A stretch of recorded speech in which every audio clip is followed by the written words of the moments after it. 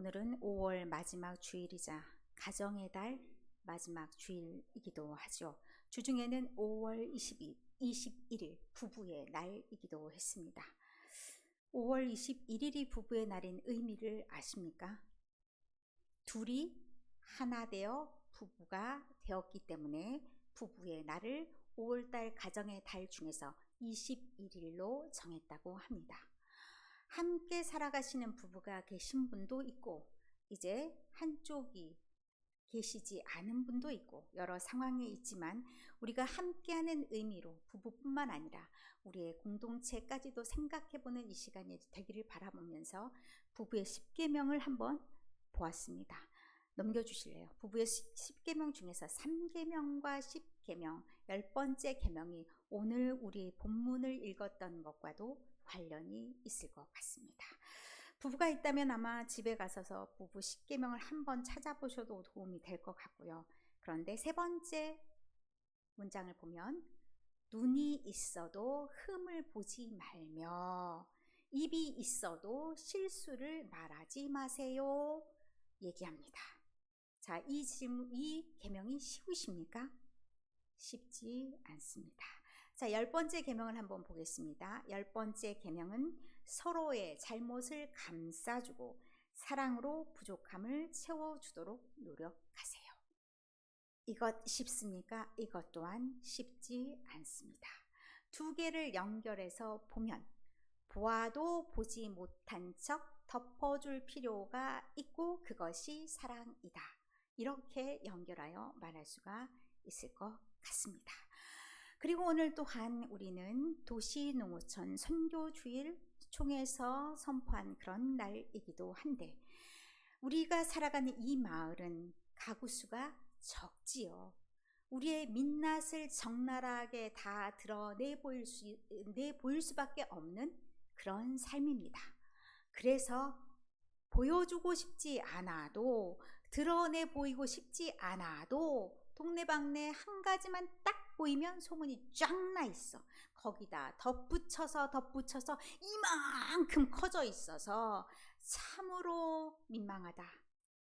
참으로 동네 나가기가 창피하다. 이런 상황이 되는 경우도 종종 있습니다. 우리가 살아가는 이 땅에서 우리가 가족부터 시작하여 공동체를 확대하면 여러 사람들과 얼굴을 맞대어 살아가는데 직장에 있는 경우에는 직장에서 또 다른 농촌 생활 가운데서도 같이 일하는 이들과 마을 주민들과 우리는 어떻게 살아가는 것이 주님의 자녀다운 삶일까? 하나님은 어떤 사람들을 선택하시고 우리에게 또 어떻게 분별하여 살라고 하시는 건가? 제가 이 말씀을 준비하면서 시리즈물로 한번 3, 4주 쭉 연결해도 좋겠다 시작하면서 오늘이 그 첫 번째 시간입니다. 제목이 혹시 후다닥 넘어갔는데 기억나십니까? 센스쟁이네요. 하나님의 선택, 수치를 덮는 자. 하나님이 무슨 수치를 덮어주셨나? 왜 하나님과 수치를 덮는 것과 연결을 했는지 이 말씀은 우리가 이제 찾아가면서 보도록 하겠습니다.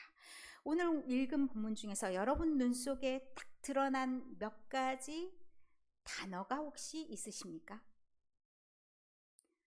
저는 오늘 이 본문을 세 가지 단어에 집중해서 볼 수가 있었습니다. 첫 번째 22절 보고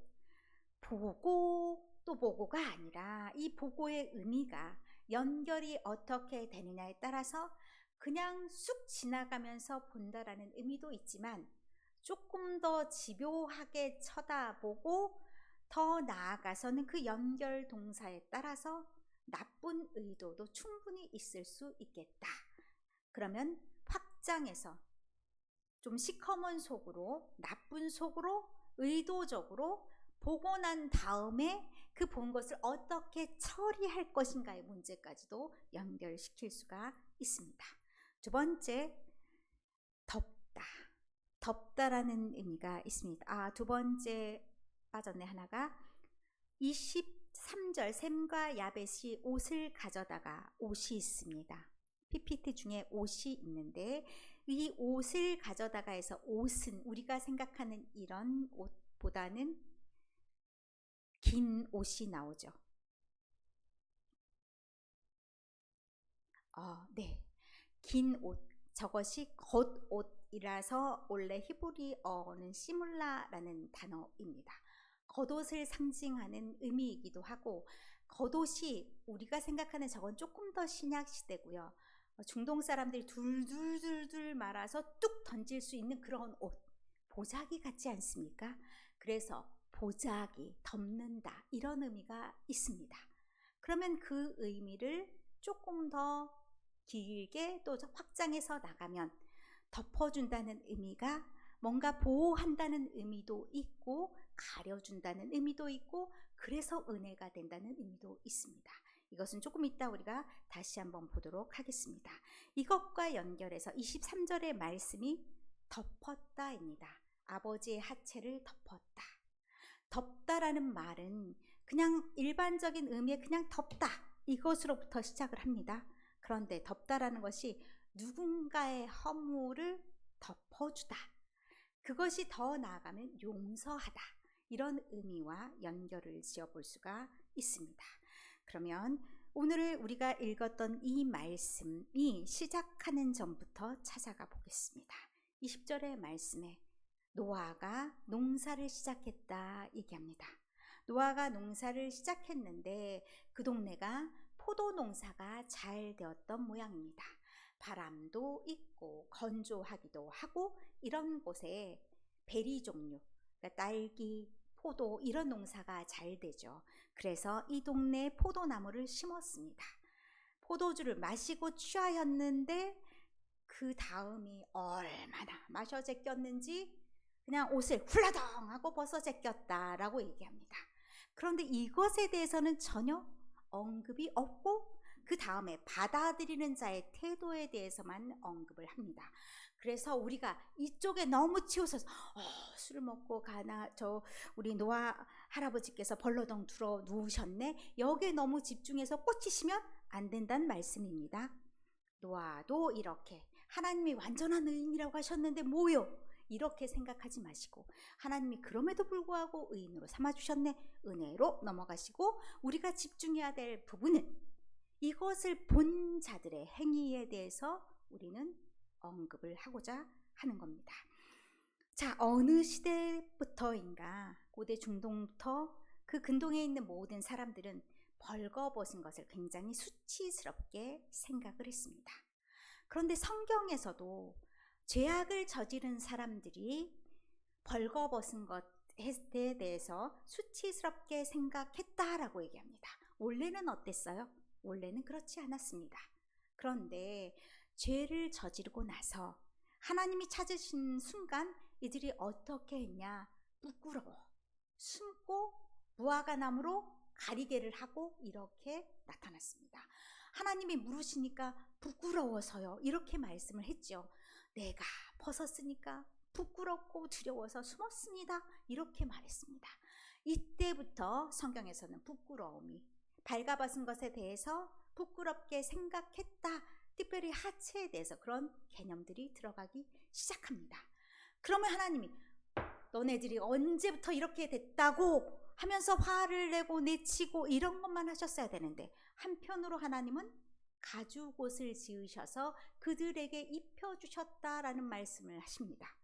그러면 수치됨으로 그대로 놔두시지 않고, 너네 부끄러워하든지 말든지 원래 그러면 안 되는 존재인데, 이렇게 하는 것이 아니라 인정해 주시고 그들에게 가죽옷을 지어 입혀주셨다 말씀하는 겁니다. 그러면 이것은 어떤 의미입니까? 하나님은 그들의 부끄러움을 덮어주시고 그들의 수치스러움을 회복시켜 주셨다, 그들의 마음 또한 씻어주셨다, 이런 의미까지도 같이 담는다는 의미입니다. 그런데 오늘 제가 아까 말씀드렸듯이 가나안의 아버지 함과 셈과 야벳의 행위들이 대조되어 나타납니다. 함은 아버지의 하체를 보았습니다. 눈으로 보았습니다. 보는 것 자체 의도하지는 않았습니다. 그런데 그 다음에 밖으로 나갑니다. 무엇 때문에 나갔는지 그 다음이 중요합니다. 그의 형제에게 알렸습니다. 이게 굉장히 큰 차이가 드러나는 지점이 됩니다. 밖에 나간 것까지는 문제적인 행동이 되지 않습니다. 그런데 어떻게 됩니까? 뽀뽀봄 나팔수가 됩니다. 마이크를 잡기 시작합니다. 동네방네 떠들기 시작합니다. 그러면 그것은 문제가 될 수 있는 행동이 된다는 겁니다. 그 사람에게 수치가 되는 것인데, 그 사람에게 보여주고 싶지 않은 이야기인데 누군가에게 알려. 그러면 그것은 어떻게 되는 겁니까? 이 사람이 드러나는 것이 좋지 않은 부분이 드러남으로 인해서 나가는 것 자체가 민망하면서 사회적 관계도 어려워지면서 이런 문제의 시작점이 바로 밖에 나가 알리더라. 그 문제로 연결이 되는 겁니다. 그렇기 때문에 보는 것을 주의해야 될 뿐만 아니라 보았다고 해서 함부로 나가서 발설하는 것을 주의해야 된다는 얘기이기도 합니다. 이에 반해 우리가 셈과 야벳을 보게 됩니다. 셈과 야벳은 이 상황을 전에 들었습니다.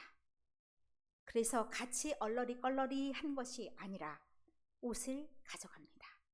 옷을 가져가서 그 다음에 어떻게 행위를 하느냐도 중요하지요.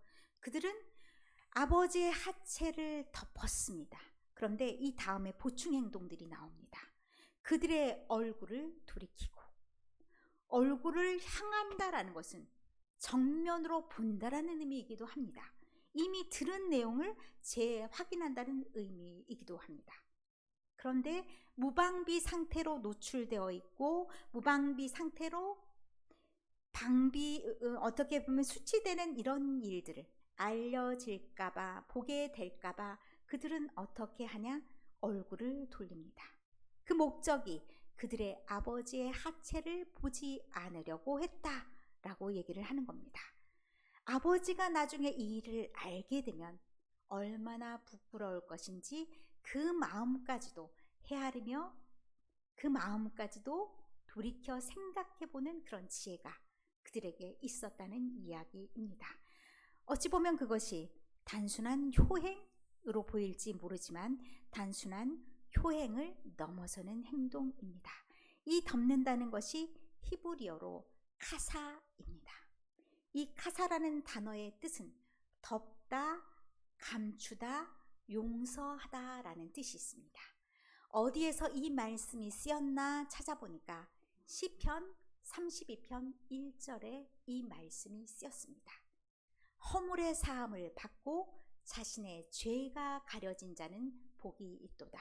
아멘. 우리는 다 허물이 있는 존재입니다. 그런데 하나님께서 우리의 허물을 사하여 주시고 우리의 죄를 없는 것처럼 덮어주셨다라고 말씀하는 겁니다. 그러면 저 덮는다는 의미는 어떤 의미까지 연결될 수 있느냐? 속죄의 의미까지도 가져갈 수가 있는 겁니다. 다음에 잠언 10장 12절 말씀에도 이 카사라는 단어가 나옵니다. 미움은 다툼을 일으켜도 사랑은 모든 허물을 가리느니라. 아멘.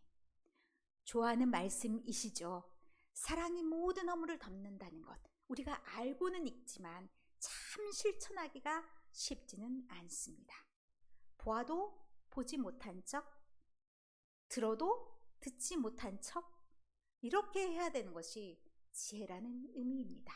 잠언에 나왔으니 참 지혜가 저것이고 사랑하는 바른 태도도 저것이라는 얘기를 우리에게 들려주시는 겁니다. 이것을 확장하여 똑같은 단어로 나온 건 아니지만 레위기 16장을 생각해 볼 수가 있습니다. 레위기 16장은 대속죄에 대한 규정에 대해서 나오는 겁니다. 피를 바르다. 피를 바르면서 죄를 덮는 그런 행위들이 반복되어 나타납니다. 속죄의식이죠.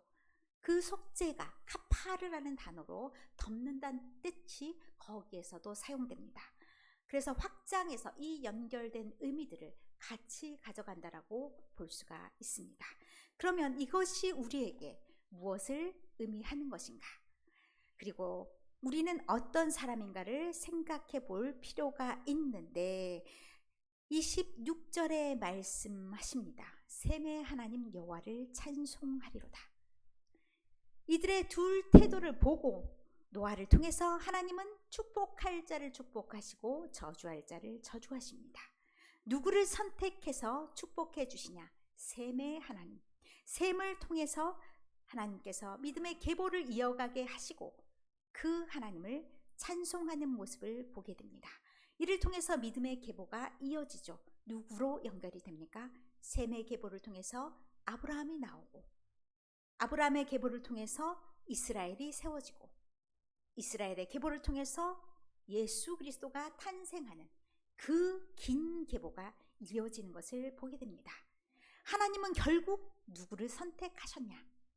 하나님은 하나님과 가까이 하는 자를 선택하셨는데 하나님의 행위를 닮아서 행하는 자를 선택하십니다. 그가 누구였습니까? 그가 바로 셈이었습니다. 셈과 야벳은 하나님의 행위를 닮아 수치를 덮을 줄 아는 자들이었습니다. 하나님은 그를 축복하셔서 그에게 복을 주시고 믿음의 계보를 이어가게 하십니다. 여러분도 이 축복받는 자의 자리에 서기를 원하시죠? 또 믿음의 계보를 이어가기를 원하시죠? 그러면 우리는 어떻게 살아야 될지 우리 스스로에게 질문할 필요가 있습니다. 더더군다나 현대인들은 입이 싸요. 입만 싼 게 아니라 손도 빨라요. 본 것을 어떻게 해요? 막 알려요. 거기다 막 플러스 많이 합니다. 내가 생각하는 것까지도 첨가하고 가미하고 막 덧붙입니다. 그래서 사람들을 내뭅니다. 어디로? 죽음으로 내모는 경우도 참 많습니다. 내 입이 문제고 내 손이 문제가 될 경우가 있습니다. 그렇다면 우리는 무엇을 어떻게 해야 될지 세 가지 적용 포인트를 생각해 보았습니다. 우리가 무엇을 보았더라도 우리가 가까이 살면 가족의 허물, 우리가 가장 가까운 것이 상처가 될 수 있습니다. 왜? 너무나 잘 알아서. 가족처럼 가장 잘 아는 자들이 없습니다. 돌아서면 가장 큰 적이 됩니다. 등에 비수를 꽂을 수가 있습니다. 왜 이혼율이 그렇게 많아집니까? 멀리서 볼 때 화장한 얼굴을 봤을 때는 괜찮았어. 민낯을 보니까 어때요? 너무 속속들이 다 드러나요. 차마 볼 수가 없다. 나랑 정말 안 맞다. 이 생각을 판단과 같이 합니다. 그러면 아주 좋은 친구들이 옆에 또 있습니다. 그들과 상담을 합니다. 갈라서 이렇게 얘기합니다. 아주 속전속결로 다 끝납니다. 그런데 우리가 보는 것을 어떻게 해야 되느냐? 물론 극단적으로 사실 잘못된 것들을 눈을 덮으라는 얘기는 아닙니다. 공이 있어야 되죠. 정이 있어야 되죠. 그러나 우리가 개인적인 생활 면에서 그런 것이 아니라면 지킬 걸 좀 지키자라고 말씀하는 겁니다. 우리가 보인다고 다 말해서는 안 됩니다. 그게 흉이 되도록 동네방네 떠들어서도 안 됩니다. 우리는 한편으로 하나님이 맺어주신 가족입니다. 우리가 자주 보다 보면 왜 흠이 없겠습니까? 왜 꼴보기 싫은 부분이 없겠습니까? 드러나기 마련입니다. 그런다고 다 봤다고, 볼 걸 다 봤다고, 못 볼 걸 다 봤다고 다 얘기하면 우린 같이 할 수가 없습니다. 우리가 보고서 어떻게 해야 돼요? 우리의 손과 입이 빠르면 안 됩니다. 먼저 무엇을 해요? 하나님, 내가 이 상황을 어떻게 받아들여야 될까요? 기도해야죠. 내 손이 쓰기 전에, 내 눈이 판단하고 내 머리로 막 계산하기 전에 내가 말하는 것이 나를 수치스럽게는 않고 그 사람을 부끄럽게 할 거야. 나랑 저 사람이랑 별로 관계가 안 좋으니 동네방네 떠들자. 이런 계산하기 전에 하나님께 먼저 상의해야 된다는 얘기입니다. 두 번째, 덮는 행위가 어떤 의미가 있는가? 봤는데 어떻게 말을 안 해요? 이렇게 나가면 안 된다는 거예요.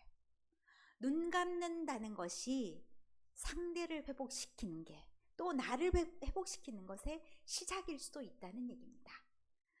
요한복음 8장에 보면 예수님께서 가늠한 여인을 보고 행하신 행적들이 나옵니다.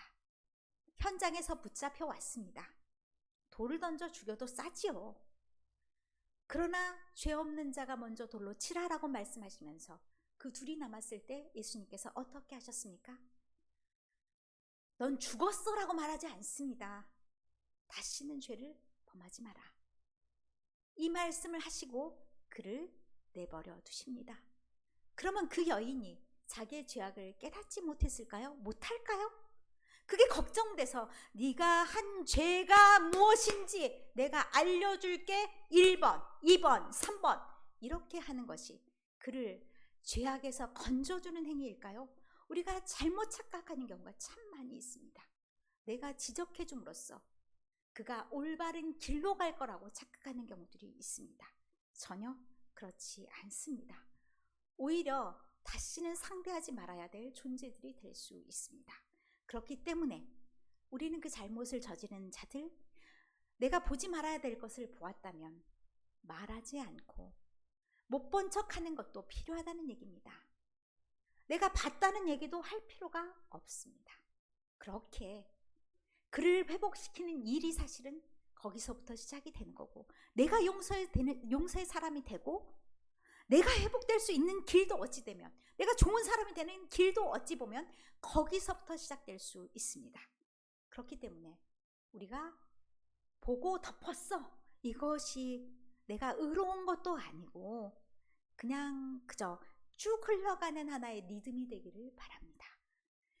그렇게 했을 때 하나님이 남들은 다 모른다 할지라도 우리의 일거수일투족을 다 보고 계신 그 하나님은 우리를 다 아십니다.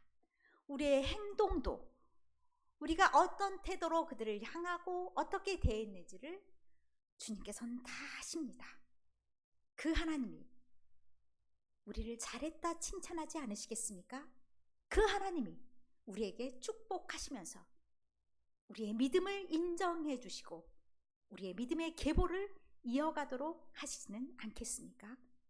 그렇다면 오늘 우리는 이 선택 앞에 서 있을 때 무엇을 어떻게 선택하시겠습니까? 누군가의 실수에 맞닥뜨렸을 때 나는 어떻게 했는지를 한번 돌아보는 시간이 되기를 바랍니다. 나는 덮었는가? 나는 드러냈는가? 우리의 가정에서 나는 어떤 사람이었는가? 우리의 교회에서 나는 어떤 사람들이었는가? 우리의 직장에서 또 마을과 이웃들 간의 관계 속에서 나는 어떻게 행했는가? 나는 하나님의 선택을 받은 사람답게, 하나님의 은혜를 받은 사람답게 그렇게 행했습니까? 하나님은 지금도 우리의 수치를 덮어주고 계십니다. 하나님이 우리가 잘못된 것을 모르셔서 지적하지 않으신 것이 아니라는 겁니다. 우리가 깨달을 때까지 인내하시면서 우리가 자연스럽게 깨달아가도록 성령님을 통해 우리의 마음을 감동감화시키고 계실 것입니다. 그 선택의 은혜가 우리의 삶에도 이어져서 우리의 이웃과의 관계 속에서 우리가 선교적인 사람으로 서기를 원합니다. 그렇게 해야 우리의 교회가, 우리의 이웃이 깨어있는 하나님의 사람들로 다시 일어서지 않겠습니까? 여러분 모두가 이 마음으로 다시 일어서